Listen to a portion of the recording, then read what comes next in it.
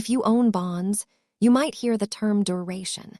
It is one of the most important metrics for understanding how your investment reacts to interest rates. Duration is a measure of a bond's price sensitivity to changes in interest rates.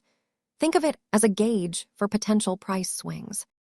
A simple rule of thumb is that for every 1% change in interest rates, a bond's price will move inversely by its duration percentage.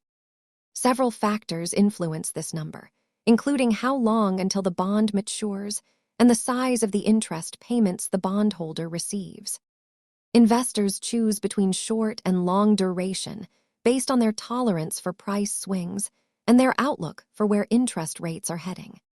This graph shows how bond prices drop as interest rates climb. Notice how the long duration line drops much faster than the short one. Remember that duration is not just a measure of time.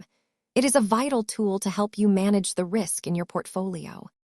Understanding duration helps you make more informed decisions about your bond holdings. Thanks for watching, and feel free to explore our other finance basics.